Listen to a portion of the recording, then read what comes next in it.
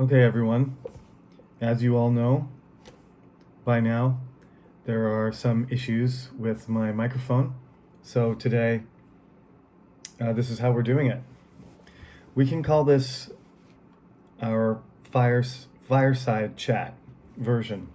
Fireside chat is a term that was coined when FDR became president, and he used to sit beside the radio, and American families used to sit together and listen to him speak to them over the radio, which was a new thing.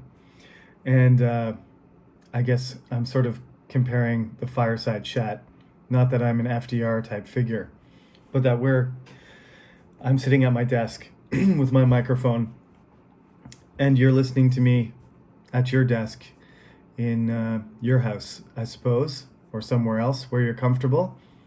And you can listen to my voice and take notes, and hopefully you'll do well on the rest of the class. So we're here to talk about American culture. FDR is far in the future still. We had a Zoom lecture last week. I think it went pretty well, but it's always hard for me to get through all the material and try to explain things in detail. So nobody wanted to ask any questions, which is pretty common with British and American culture classes. But really, it would be helpful if you did ask. The only question I got after class was someone asked me what films, documentary film types, authentic history, I think is what the student was kind of asking for. What could he or she watch, or any of you watch, that would be accurate, sort of culturally and historically accurate.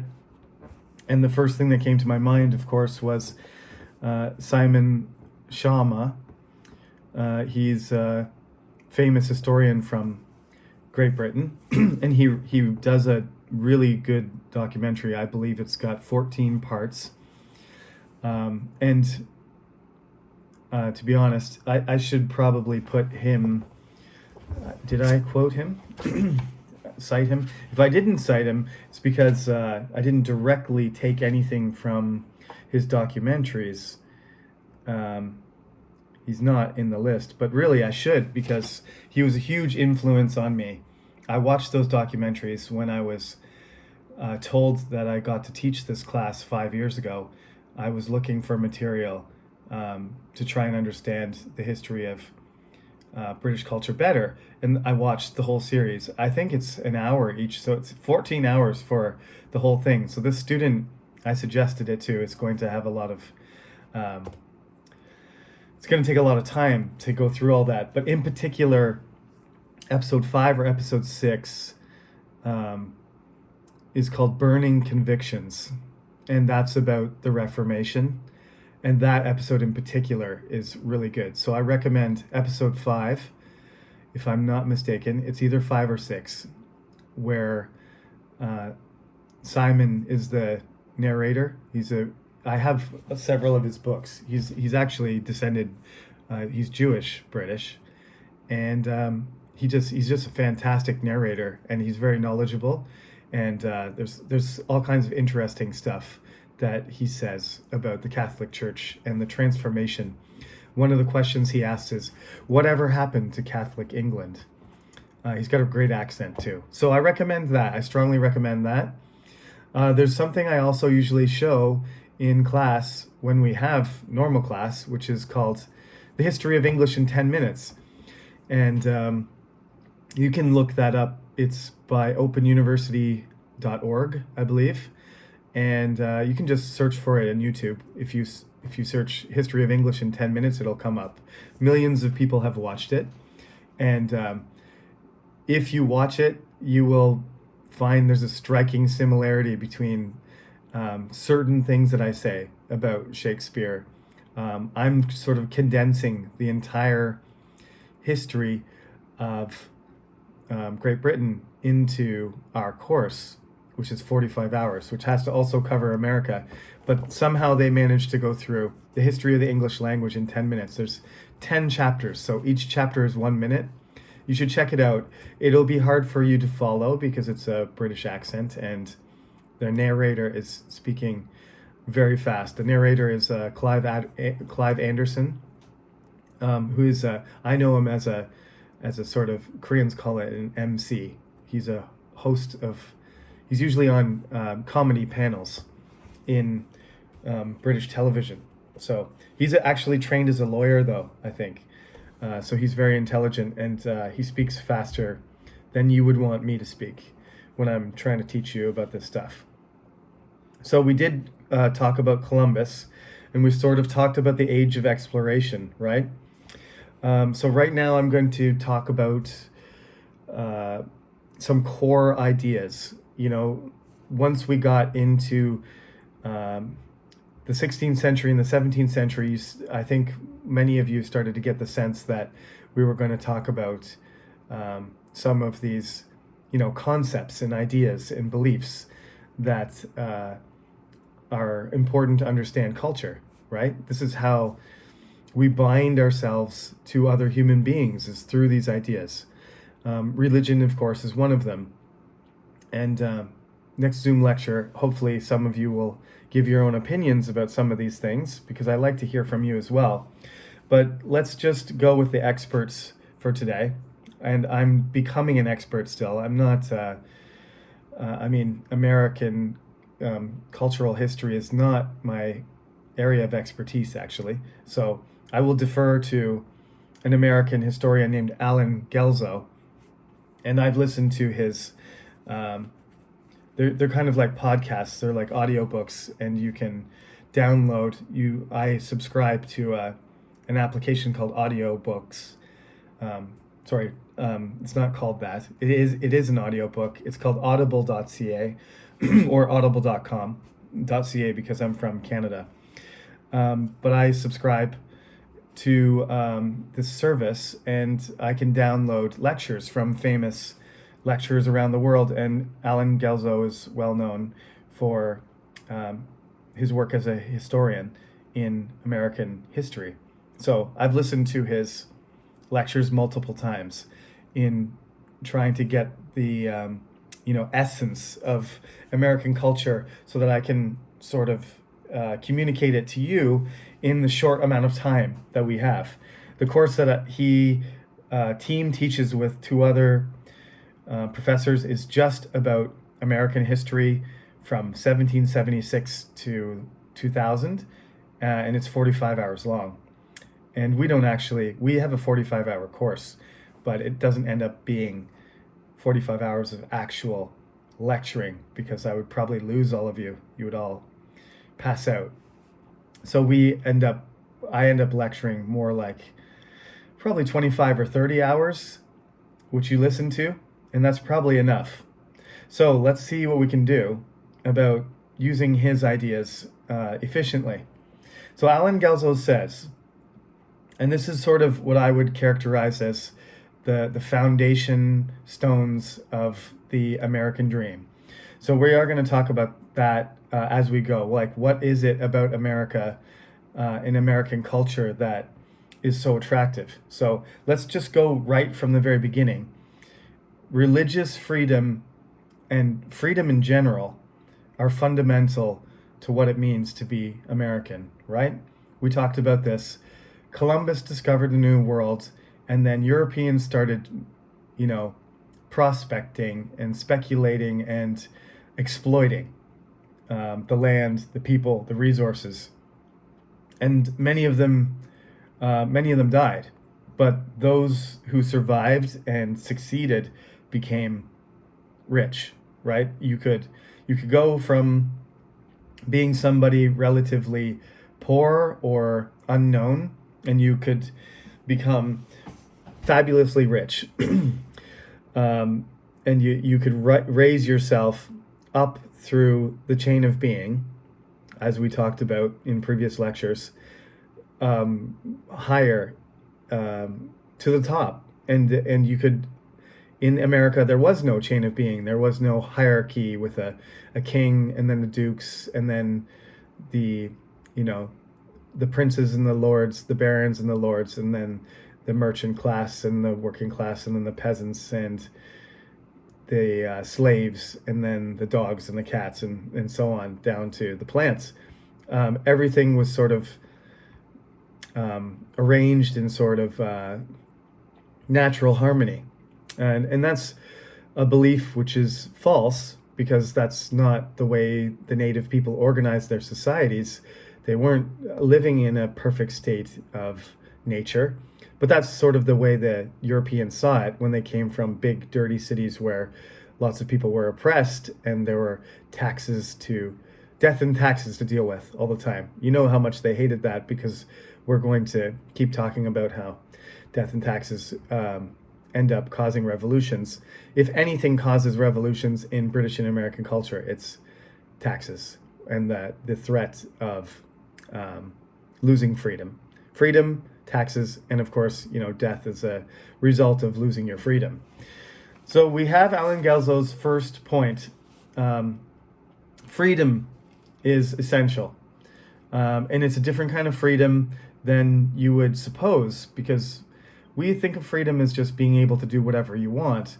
But in some cases, the Americans came, not the Americans, the British came, and then other people.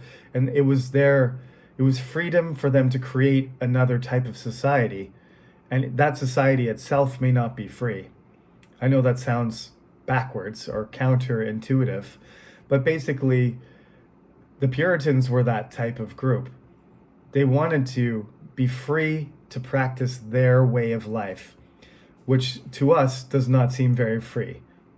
You have to wear black clothes. You have to go to church on Sunday. You're not allowed to celebrate Christmas. Don't laugh too much. Don't drink. Don't enjoy any of the things that typically people think of as stress relief in modern society. Don't do any of those things, and follow the rules and try and follow the word of the Bible and be as devout as possible without, decorating or ornamenting anything. Just keep it simple and work hard. That doesn't sound like freedom to us, but that's what they thought freedom was. The freedom to live a restricted life, an organized life that was dedicated to the Bible. So that's what the Puritans did. And they were able to do that in America. And other groups, other colonies were left to their own devices. Like I said, Virginia was more of a merchant endeavor. It had more to do with business and money. Maryland was Catholic. New York originally was Dutch and very international, and that character is still there today. So moving on, freedom. This is why we get bogged down on these things. With many connections to freedom are these ideas of education and popular government and right of people to rule themselves. These are all tied together, like I already sort of tied them together. Popular government means that the government should be one that serves the people, right? It should, in some sense, represent the people. And, we, in a minute, we're going to get to the Revolutionary War. And one of the popular slogans was no taxation without representation, because that's fundamental to the American belief in a person's right, if they have a stake in the society and they are a citizen, because let's be honest, they exclude people from that right all the time. But if you are an American citizen, that is something that is born to you, and that it shouldn't be taken away in any circumstances, because it's a natural right. But actually, this has changed over time, and that's one of the problems with America these days. Is there's a struggle between people trying to take away what is popular government and what is not. There's a lot of things, like if you commit a crime in America and then you serve your time and you get released, you don't get your ability to vote back when you're out of jail. So there are millions and millions of people who are disenfranchised in America, and this is contradictory to some of the fundamental beliefs. Of course, slavery is one of the biggest, still has consequences, but was the greatest thing that needed to be overcome immediately. Right after the Constitution, there was objections from the southern states that the Constitution was not appropriate for them because most of their people were of another race that was not allowed to have the rights that were described in the Constitution. So you're going to have to change the wording a little bit so that it doesn't include everybody. But originally, the Constitution was designed to say what John Locke said. I mentioned him already, which was that everybody had these rights naturally, that a human being was born with certain rights. And one of them includes freedom, and the other one includes being able to participate in how society is organized. So you got education, popular government, the right of people to rule themselves, all tied closely to this idea of freedom. And then the last two I want to say are more particular to just the spirit of how Americans approach trying to develop themselves. And I think this one, Alan Gelzo had put out there, I had never really considered it myself until I noticed when I was preparing this course 5 years ago, how many inventions are claimed by British or American inventors, right? There's lots of factors involved in that, including money and population and trade and education and so on. But just there is this certain willingness or certain desire to invent, to create, and to experiment. So America itself, was the first modern democracy, and in fact, it was the first large-scale democracy experiment in human history. There had been certain countries, like in particular Greece, Athens, who had democratic societies, but that was really small scale compared to having millions and millions of people participate in democratic society. So, the French Republic would go through the motions of this too, but move back and forth between authoritarian government and having an emperor with Napoleon, and then going back to having a monarchy again before they sorted themselves out with multiple republics. But the American experiment is ongoing, and we are going to see tomorrow. It's 2 days, I guess, because we're ahead. But the American experiment is still continuing. I know you're university students, so you don't watch the news very much, but there are some crises that are being dealt with in terms of the current president and how things are going to be handled, and how the election is going to be, contested. And this is part of the experiment, I guess you could say. If I'm going to say something positive about it, they are still experimenting and testing the limits of what democracy should be. The final thing, so we've got a list of about 5 things here. Freedom, education, the right of people to rule themselves, which is part of popular government, the spirit of experimentation and invention, and the 5th thing, belief in themselves as being special. And this is something that a religious oriented person in American culture would call manifest destiny. I'll show you a picture of this later. Maybe I'll put a link to it up on the website later. But basically, there's some paintings of various, imaginings of what manifest destiny looks like. But what it feels like is being a person who belongs to a country that is chosen to do something, that you're special and different in a good way. And I would say, and Alan Gelzo says this as well, that basically this is what we as people from other countries recognize as self-centeredness and pride. And sometimes it's annoying. It rubs people the wrong way when Americans think they're fantastic and they're great and they're special, and when they do things well and their country is so awesome, they rub it in your face. But really, this is how the country laid its foundation and developed such a strong connection, despite the fact that so much of it, there's so many different ideas, and there's so much conflict and contradiction, and they're constantly sort of trying to, overcome each other. It's nothing new. What's happening this year is violent and disturbing sometimes, and offensive. I mean, in terms of, the insults and the lies and all this corruption and stuff that's going on. But this is part of what American culture has been like from the very beginning.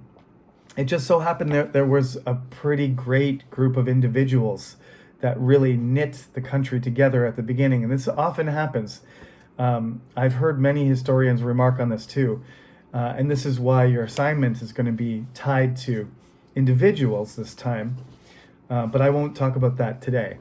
We'll talk about the second assignment after I give you your grade for the first one, because that isn't finished yet. But individuals who are exceptional and able to handle huge amounts of stress and make incredibly difficult decisions, and succeed in overcoming challenges that you don't think anybody's capable of doing. These people are the ones that just were able to put America on its way to becoming, the America we know today, the big superpower with the influence, cultural and historical influence that it does, especially in the last 100 years. This is what we know, you and I, since we were born, is that America is a great country. So it started from very humble beginnings, as I told you. It came together very slowly, and actually through conflict with the native people, they sort of developed themselves into this exploring, intrepid group of people who believed that it was their destiny to create this amazing country that would cover the entire continent. And this is what they ended up doing. Standing in their way, though, was the King of Great Britain, who is now a king named George. Now, there's a lot of Georges, but I'm not going to worry about King George at all in this course. You just have to know that there's a King George, and he's over in Great Britain, and he does not want to let the colonies go. As I told you at the end of the Zoom lecture, basically, it's not a matter of how much taxing is going on. It's just who is doing the taxing, and the relative amount of taxing that's being done. So just like Charles I, you're not allowed to tax us. That's what Parliament does. And anyway, you're making up taxes that are not real taxes. It's ship money is not a tax. Ship money is emergency money when we have a war. But you're just asking everyone to pay ship money every year, and that's a tax. So we're going to fight about it, and then eventually they're going to get rid of the king by execution.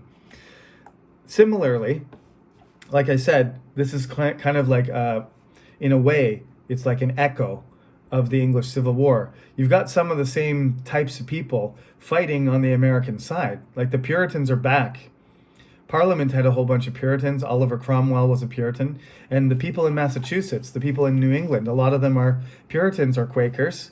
And, they are radical Protestants, or what were radical Protestants or dissenters, but now they're just religious Americans. And they fight well.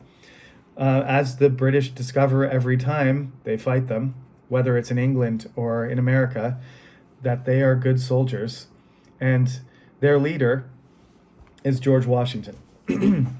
Now, George Washington's story is a little bit interesting. There's a section in the book about George Washington. I'm doing this out of order. I don't know why, but actually, in the book, Benjamin Franklin comes first, and then General Washington. But let's do General Washington first, anyway. George Washington always wanted to be a general, but he was born, he was a Virginia planter. And he had a brother who was in the British military too. But he wasn't regarded as being high class enough and impressive enough to get that commission to be a general. And so he was given commands of soldiers, and he fought in the 7 Years' War, which is called the American Indian War. The French and Indian War. But I just call it it's just a part of the 7 Years' War. He doesn't do very well. So it doesn't look like he's going to get his promotion to be a general ever. And then the American Revolutionary War starts picking up, and the protest becomes more active, and then there's fighting, actual violence, and then there's recruiting, and then all of a sudden, there's actually militia. There's people being recruited and people volunteering and getting weapons and training to resist against. So basically, they're in open rebellion. It goes from complaining to writing and protesting and gatherings to the Boston Tea Party, where they throw everything, the tea in the water, and Boston gets blocked off until they're supposed to pay for the tea.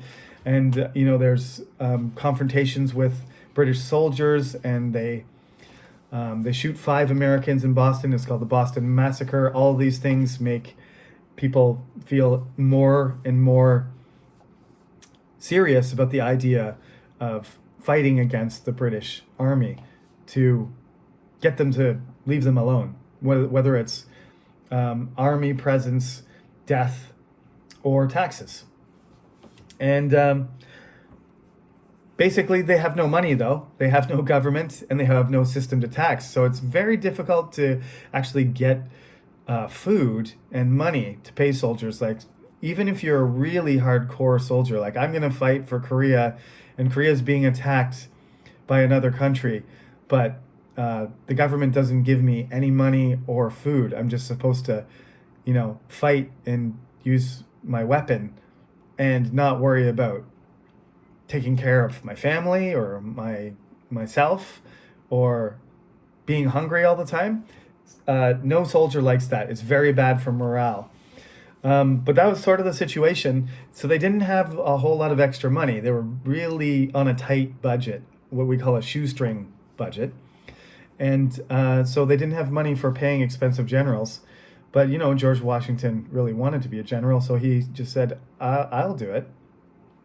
And you don't have to pay me. I'll just do it.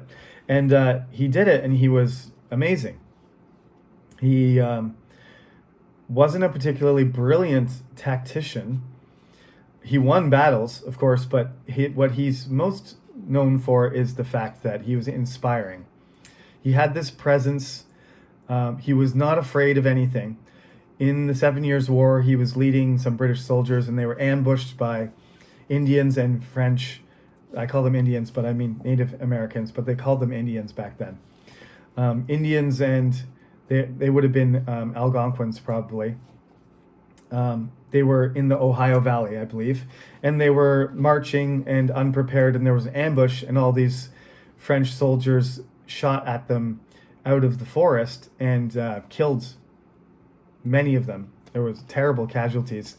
There was over 1,000 soldiers with guns and cannons, and they ambushed them and took them by surprise. And apparently, most of them ran away or died.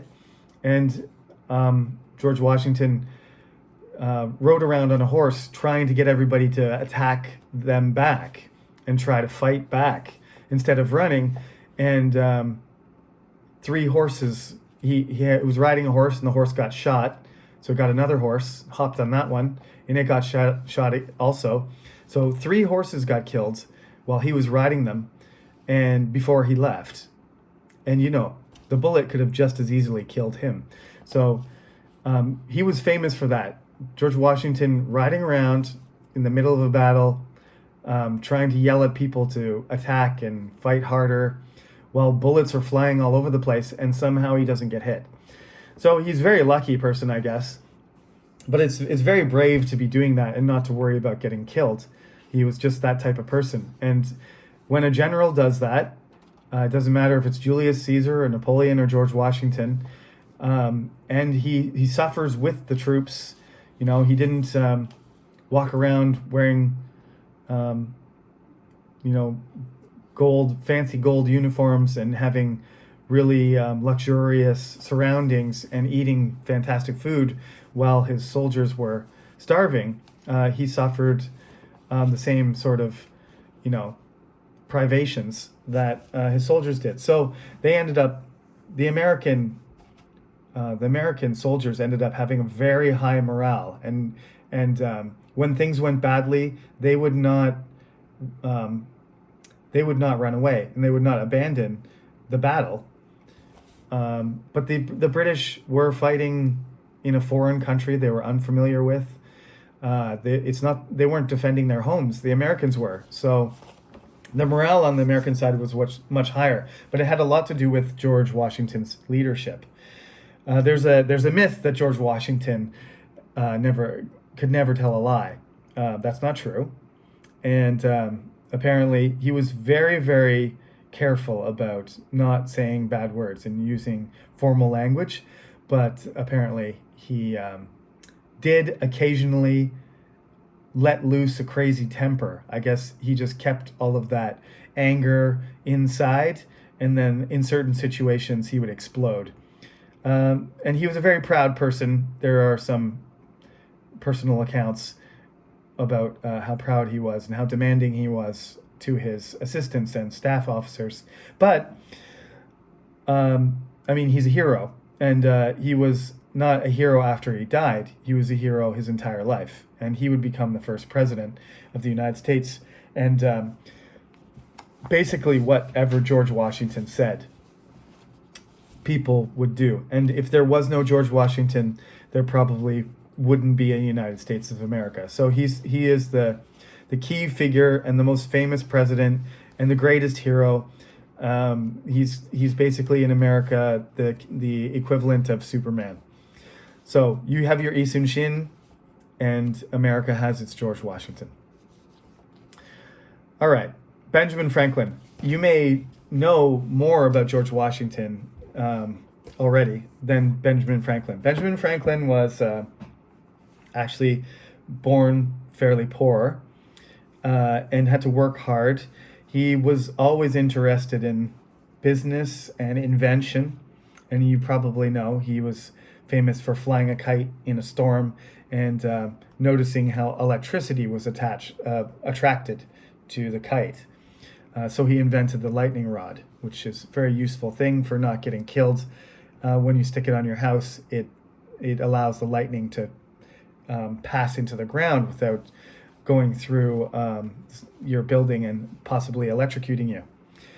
The thing about Benjamin Franklin that made him so important is that he was successful at everything. He could speak multiple languages. He was a successful businessman. He was wealthy.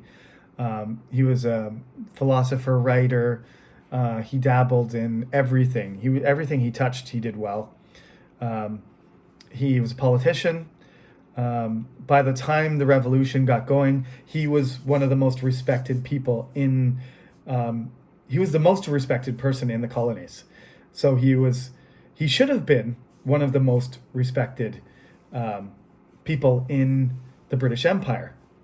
But the people in England had this snobby attitude about the provincials, the people who were living out far away from the center of civilization in London. And so when all of these events happened that I talked about, the protests against the Stamp Act and the Sugar Act and the Boston Massacre and the Boston Tea Party, he was the one who was asked to explain to the parliament and the king and the prime minister what was going on and what was wrong with these crazy Americans doing all this stuff when Parliament was simply asking them for, a reasonable amount of money and to follow the same rules that everybody else in the British Empire had to follow. But instead of talking to him in front of Parliament, in front of hundreds of really famous, important people, which Benjamin Franklin recognized, he was quite, what was he? He was satisfied. He was impressed, amazed, humbled by all the famous people. Jeremy Bentham was there. The Prime Minister was there. All the leaders, the cabinet ministers, all the most important people in the British Empire were there. And then in front of all of those people, which he wore his best suit for, he was, castigated. He was yelled at. He was dressed down and insulted and exposed in front of them. So the most famous, most important, most respected person was taken in front of the Parliament, not to discuss, but just to hear, to be yelled at like he was a kid who had done something wrong. And that's how they treated him. And he was incredibly embarrassed by the whole experience. And he didn't say, apparently, they yelled at him for 2 hours and he just calmly listened to it while he was being, exposed in front of all of those famous people that he wanted to meet and was excited to see. And after the 2 hours were done, he left. And before he went to the meeting, he was pro-British Empire and wanted to try and resolve the problems. But after he saw how they treated him, he knew they were not going to treat any colonist, any British citizen in the Americas better, because he was the highest class. He's Dr. Benjamin Franklin. If they're going to respect anybody, it would be him. But they showed him no respect whatsoever. They treated him like an unruly child. And so he went back to America with his mind completely changed. It was a huge mistake. If they had treated him differently, his influence may have solved some of the problems, and America probably would have separated later the way Canada did, peacefully. But instead, they pissed off Benjamin Franklin, which you don't do, because when he goes back home, he's right in there and he's pro-independence, and his reputation and his influence make a big difference. So the third thing, Thomas Jefferson, not the third thing, the third guy, there are others, but I don't expect you to remember all of them and what they do, although they do all have important roles. George Washington is the general. Benjamin Franklin is the negotiator, diplomat. And Thomas Jefferson is the lawyer, and he's the one who writes the Constitution. He's the one who writes in about the natural rights of human beings that are, according to John Locke, everybody has, and he thinks every American citizen should have too. Thomas Jefferson is a hypocrite, though, I'm afraid, because he never really makes much money from being a lawyer. He actually owns slaves in Virginia, and whenever he has money problems, he sells some slaves, and he makes most of his money from a plantation, just like many of the other wealthy men do.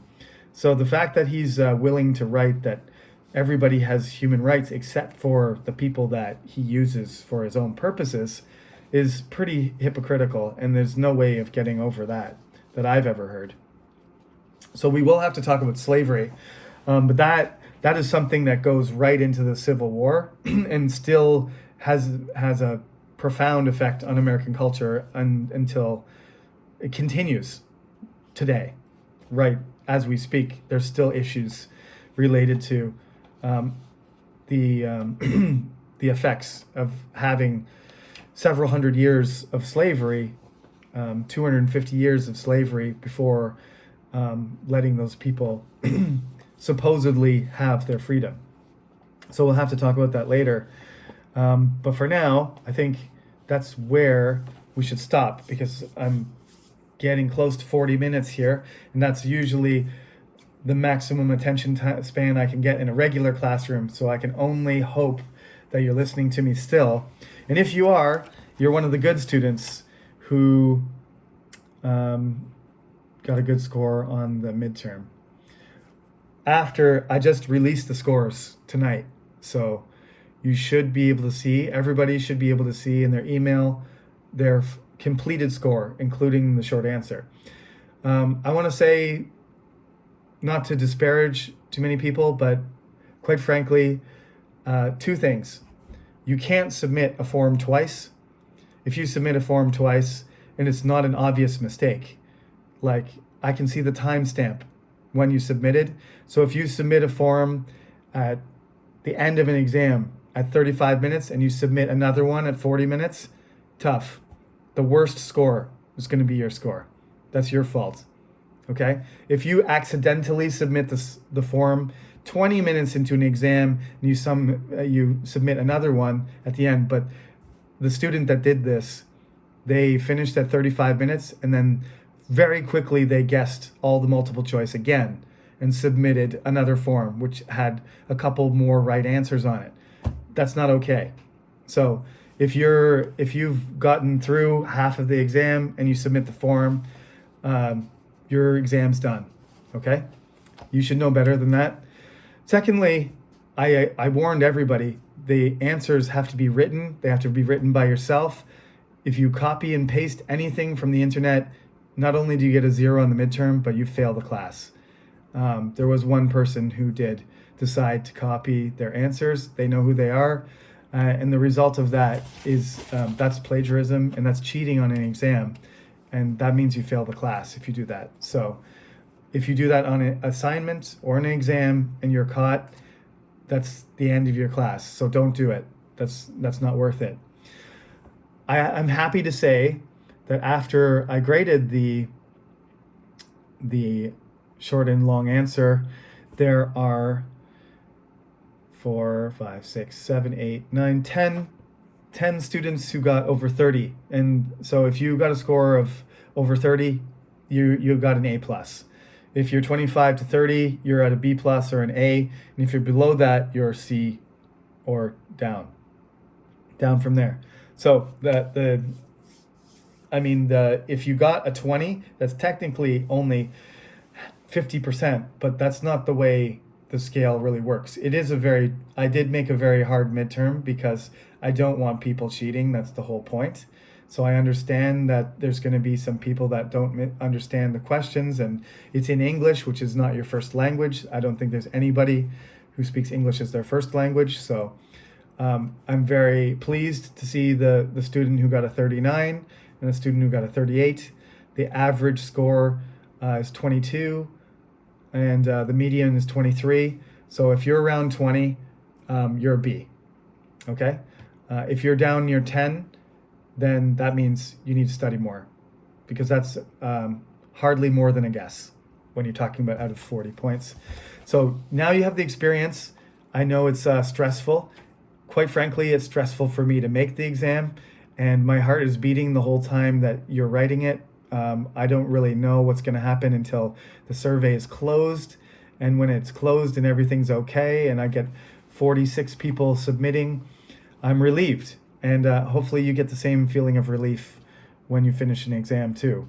So I apologize for sitting in front of you with the desk thing, because I prefer to stand up, but hopefully the quality of the microphone, it seems to be okay, is good enough for you to listen to me carefully. And please take some notes, because I didn't use my board today. But just so you know, I am using some notes. You can't really see them when I'm standing up, but I do have some notes. And at the end of the semester, I will share my notes with you, so you're able to study better. Okay? So thank you for listening. And we will do this again one more time this week. Hopefully my microphone will be here, but if not, we'll do another fireside chat.